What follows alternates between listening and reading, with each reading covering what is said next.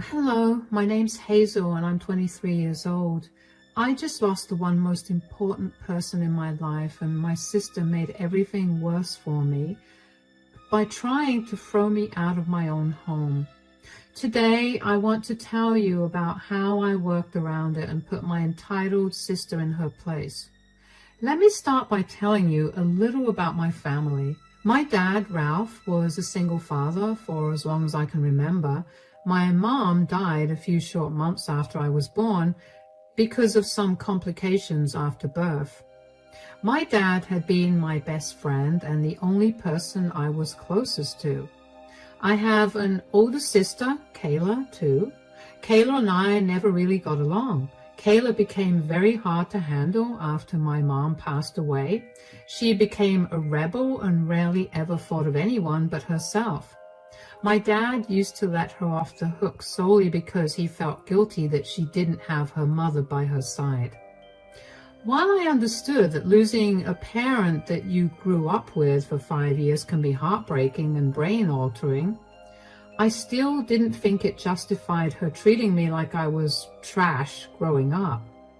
I guess somewhere in her heart, she blamed me for the loss of our mother. It was a guilt that ate me up every time, which is why I let Kayla get away with all the mean things she did to me as well. Dad put her in therapy when he found out that Kayla was bullying me. But Kayla refused to go to therapy after a few sessions, and that was the end of it. Eventually, Kayla had to go off to college, and when she left, she never looked back at us. In a way, it was a relief for me. I never had to deal with Kayla and her bullying. Dad and I only got closer because of how much time we got to spend. Kayla would call us sometimes, but it was only to ask Dad for money. Before Dad could even pass the phone to me, she would hang up. That was pretty much the extent of our relationship by that point.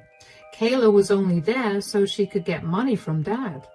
I found out through social media that the reason she needed so much money was because she was always out partying. Because of all the partying, Kayla ended up not being able to attend her classes. She was then forced to stay back a year and redo it. I don't know how she managed to graduate college, but I'm sure Dad had a stern talking to her about it, and I know it involved him cutting her off financially. Kayla barely ever called after that. Anyway, I also moved out to go to college, and while I missed Dad a lot, I still had a great time at college. Then, during my final year, I got a call from Dad. Now, don't get me wrong, I called my dad every single day, but only at night when both of us were done with our days. This call from Dad happened in the middle of the day, and I immediately knew something was wrong. Dad asked me to meet him that day because he needed to tell Kayla and me something. I dropped everything that I was doing and rushed over to Dad's place. I couldn't get my heart to stop racing, but I tried to remain calm for Dad's sake. I texted Kayla to see if she was on her way too, but she told me that she had better things to do than meet Dad, so she was partying. I rolled my eyes at her and tried my best to get all the bad thoughts about Dad's request to meet so urgently out of my head. When Dad opened the door, he looked tired. I greeted him with a hug and stepped into the house. "Hey, Dad."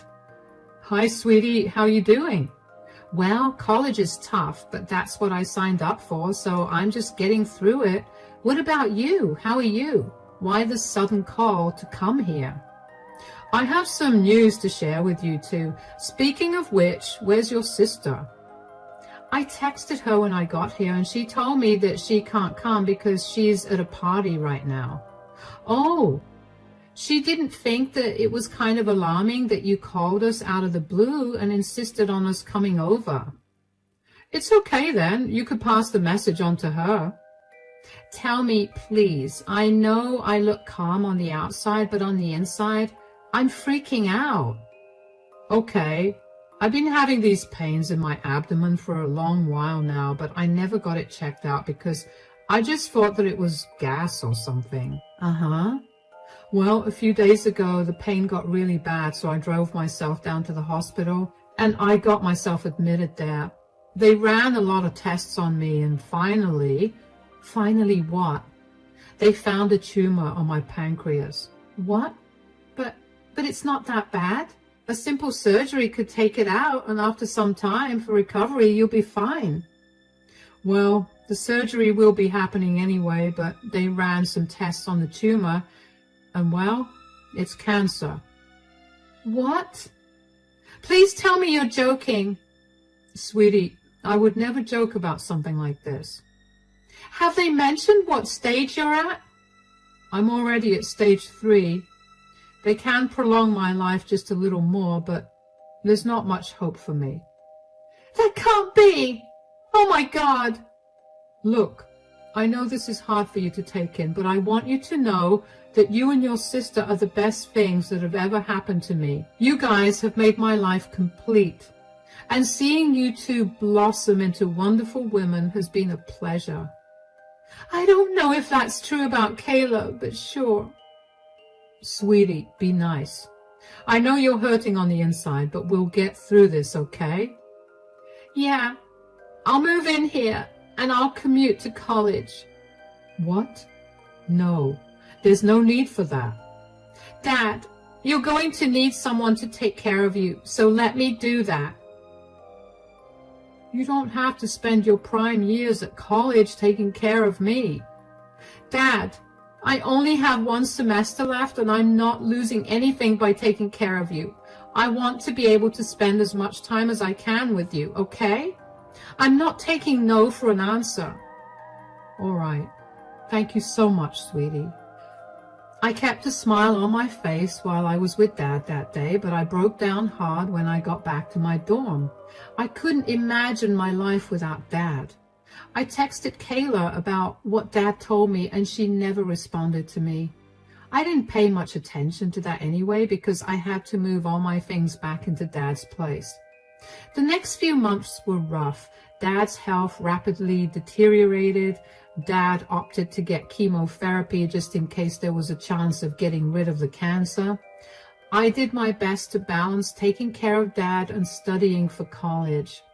I somehow managed to get through college, and let me tell you, my dad was the proudest dad I have ever seen at my graduation. Kayla barely ever visited. She would only ever come over to ask Dad for money. She never asked him how he was doing or if he needed any help. Whenever she came over too, she only stayed for 15 minutes at best before hurrying off to some party. I confronted her about her trashy behavior, and she told me to shut my mouth and mind my business. I could see her behavior was affecting Dad, but he never said a word. That only made me angrier, so I would be passive-aggressive whenever Kayla came over. One day, Kayla came over after not visiting him for 2 months. Oh, you finally came to visit Dad. Did the party you had to attend get canceled? Shut up, Hazel. Girls, be nice to each other. But she never comes to visit you. It's okay. She's here now, and that's all that matters. Yeah, Dad's right. Leave me alone. Be glad that I came here to begin with. You must be here for a reason. You only ever come here when you need something. Hazel, that's enough. Your sister hardly does that. Last time she came here, she asked you for $300 so she could go to some party. Just drop it, Hazel. Anyway, how you doing, Dad? Chemotherapy is awful, but other than that, I'm doing okay. Okay, well, I needed to tell you something. Surprise, surprise. Can you just let me speak? What is going on, Kayla? I'm pregnant. What? Since when? I missed my period last month and this month too, so I took a pregnancy test and it was positive. Okay, and do you know the father of the baby? That's the thing. No way, you don't know who the father is, Kayla. You're barely earning anything. How are you going to take care of a child? You think I'm not worried about that? I wish I knew who the father was, but I can't seem to remember. You know, Kayla, I expected so much from you. I never thought that you'd be the kind to be this irresponsible. I never let anyone say a word against you for your lifestyle, but this is way too irresponsible even for you. I know. I don't expect any help from you. I just wanted to let you guys know about this. Good, because I would not help you out anyway. Wait, are you being serious? Of course I am. I'm done bailing you out of your problems. I'm already stressing out about how long I have left to live, and the stress of helping you raise a child is not something that I want to deal with. But I'm your daughter. How can you do this to me when I'm pregnant? You're kidding, right? You barely visited Dad after he got diagnosed with cancer, and you expect him to help you out? I'm sorry. I live a more fulfilling life than you do, but I don't have that kind of time to be here. And using that as a reason to make me and my child suffer through poverty is just plain cruel. That's not the reason. Now's the time for you to get your act together. Stop acting like you're still in college. You're 27, for God's sake. Act like it. Get a better job and work towards making a future for you and your child. Wow. You're the worst father ever. Kayla left, and neither Dad nor I made an effort to stop her. I was shocked at the news of Kayla's pregnancy, and so was my dad. But I was even more shocked that my dad put his foot down with Kayla. After years of letting her get away with everything, 27 years of her nonsense, by the way, he finally had enough. I guess he realized that he'd done more damage by letting her have her way and decided it was time to stop doing that. I was annoyed by how spoiled Kayla was and how she could just so casually tell Dad that he was the worst when he was barely making it through every day. I knew Dad didn't react to that, but I knew that on the inside he was hurting. Neither of us addressed Kayla's visit after that, mostly because only a week after Kayla visited us, Dad's health declined a lot more rapidly than it was doing before. He was rushed to the hospital where they conducted huge amounts of tests on him. When they were done running tests on him and once they stabilized him, the doctor told me that my dad only had 2 weeks to live. I was gutted. I couldn't believe that there was an actual time limit to his life. Until then, I managed to live in the hope that Dad's treatment would work, but clearly it didn't. I sadly delivered the news to Dad, and he seemed to be relieved. He told me that having an idea of when he was going to pass was better than living in fear of not knowing which day was going to be his last. We spent the rest of his days in the hospital. I barely left the hospital, and even when I did, it was only for a quick shower and change of clothes. One day I came back to the hospital after having left Dad to go home and check in on him. Hey, Dad, how you doing? Not so good. Gosh, who'd have thought that learning that you only had 2 weeks to live would feel so depressing? Tell me about it. I don't know what I'm going to do without you.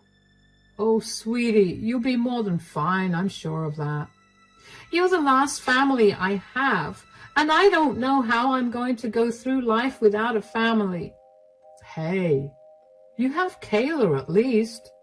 Dad, both you and I know that Kayla would rather make a pig fly than be there for me when I need help. Okay, well, just because I'm gone physically doesn't mean that I'll be gone from your heart. Besides, you'll eventually meet many people that you'll learn to consider your family. I can only hope for that. But speaking of families, I need to get my things in order.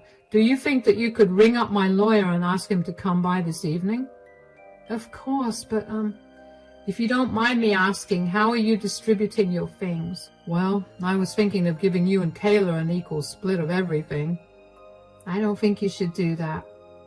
Sweetie, I know you and Kayla are like chalk and cheese, but Kayla is still my daughter and I have to be fair towards... No, that's not what I meant, Dad. I meant that you should give Kayla everything, excluding all the things that have no monetary value like our photo albums and stuff. Those are the only things I want. What? Why would you want me to do that? I know I gave Kayla a lot of slack the last time she was over, but I also don't want her or my future niece or nephew to be struggling. I'm sure she'd appreciate the help way more than I will. But sweetie, you've spent the last year by my side and you never got to set foot into the work scene. You might struggle to get a job. I'll figure that out by myself. I have enough saved up right now to get by a few more months. Please just do this one thing for me, Dad. You're an amazing person, Hazel. I don't know what I've done to deserve a daughter that's this kind and big-hearted, but I sure am lucky. Oh, hush, Dad. Now, why don't you get some rest? I'll call your lawyer and have him meet you in the evening. I know I sound like a saint and you're wondering what happened to all my distaste towards my sister.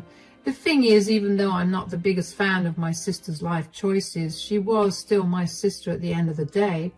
I didn't want her to be stranded with nowhere to call home or any way to take care of her child. Worse even, I didn't want the child to enter the foster care system. So if I had to give up my share of the inheritance, then so be it. I called a lawyer for Dad and I let them talk all evening. The lawyer left a copy of the will on Dad's table after he left. After my dad fell asleep, I couldn't help but sneak a peek at the will. Dad did listen to me about giving Kayla the entirety of the inheritance, and I was relieved to see that. I know my dad enough to know that he's always very stubborn about getting what he wants only. But then I noticed the fine print at the bottom of the will that stated that the only way for Kayla to get all the inheritance was for her to find the father of her child within 2 months of his passing.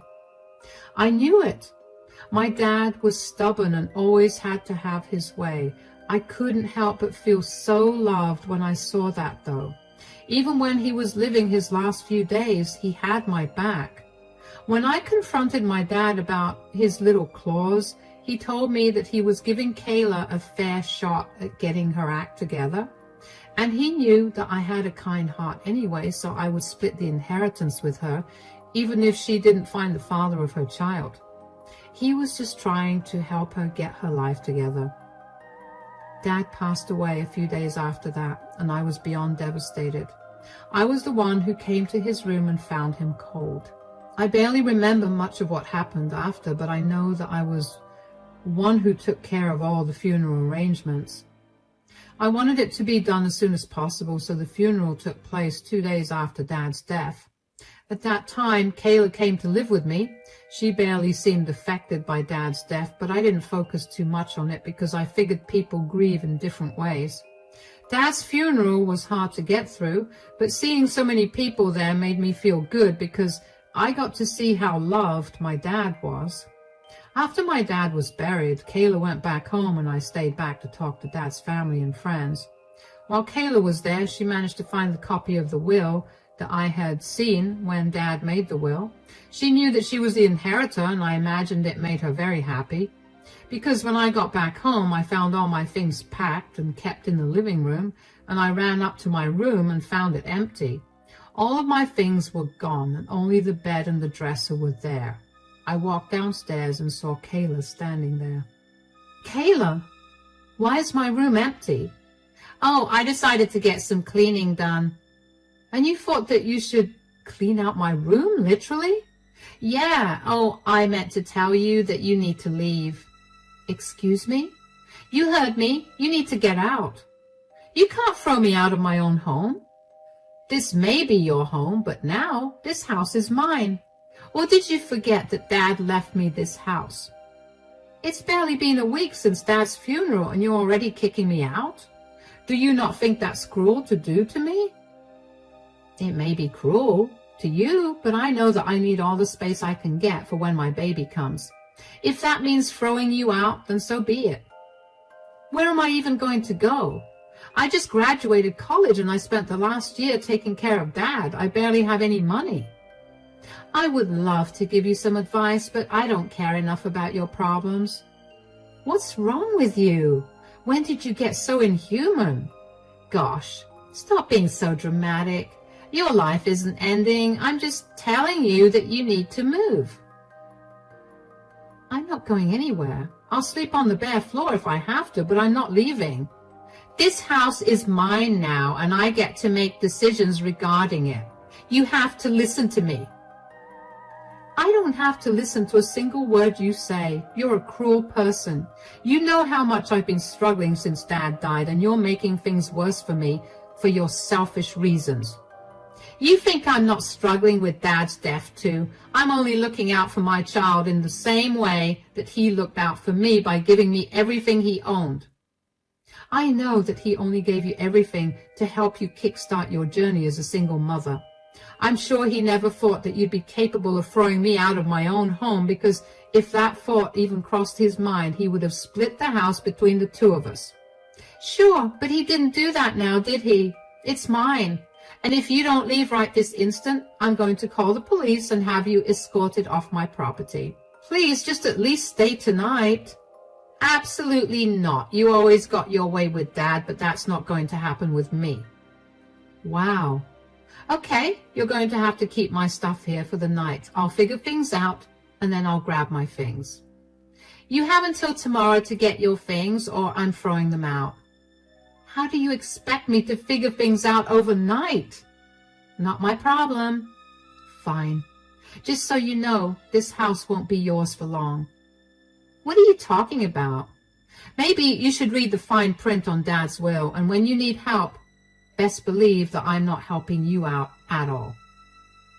I was fuming. How could Kayla be so heartless? What did it take for her to be a human? She was going to have a child, and if she couldn't treat her sister with respect, how was she going to treat her child? I drove around for a long while before I finally calmed down enough to find a place to rest. I called my best friend up and explained my situation to her. She assured me that I could stay at her place for the next 2 months until I got my place back from Kayla. I went over to my best friend's place that night and only went back home the next morning.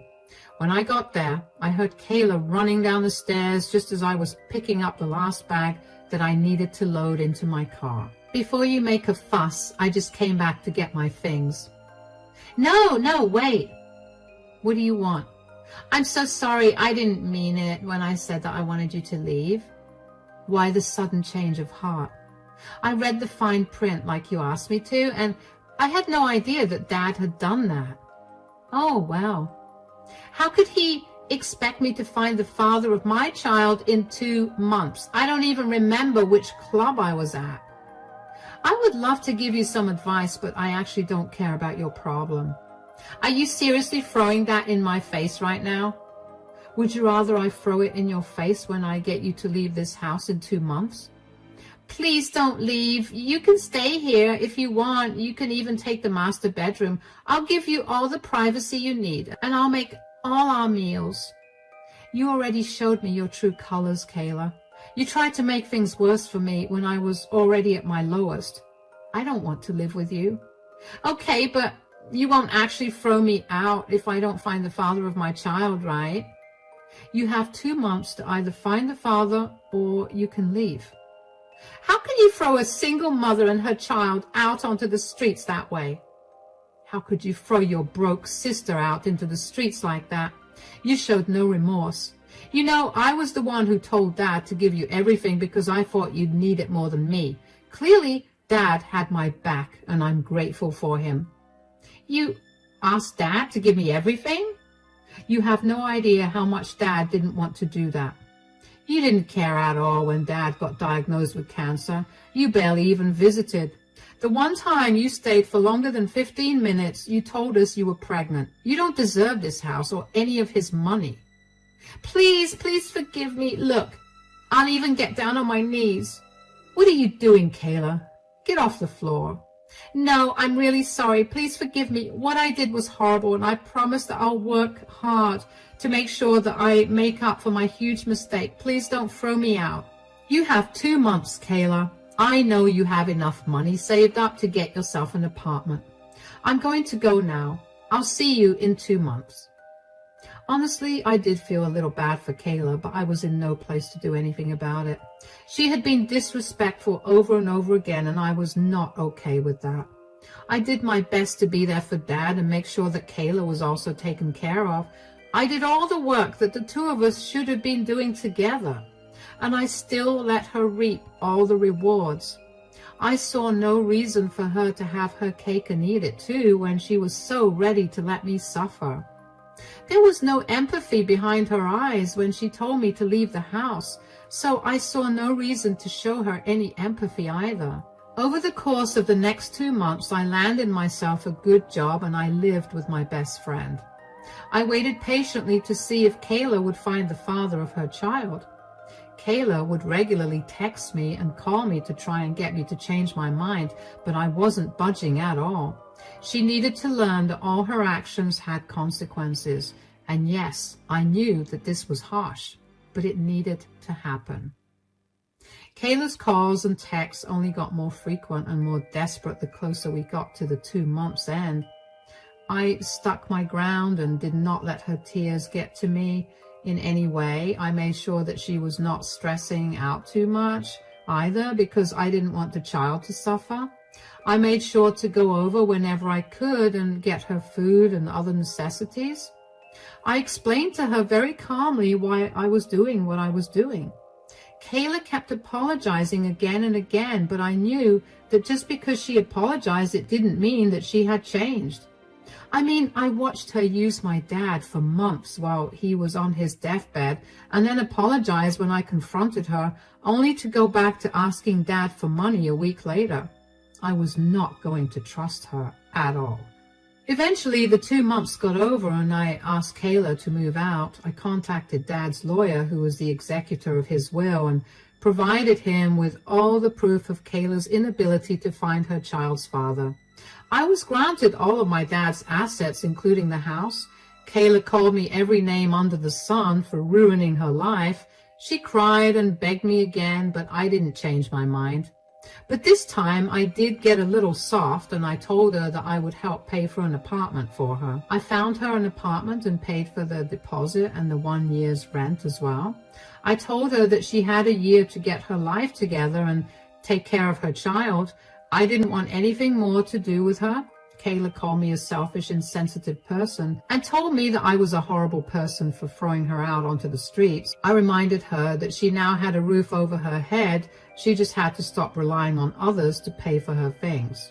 Kayla moved into her apartment and still never stopped calling me all kinds of names, so I blocked her and moved on with my life. I am a little sad that I'll probably never get to meet my niece, nephew, but I do hope that I helped make their life a little easier by providing for Kayla. As for how I'm doing right now, I'm still struggling with the loss of my dad. But the days are getting a little easier to get through, so that's a good thing. It'll be a while before colors look as bright as they did before for me, but I know that I'm strong enough to get through that. Thank you for listening to my story.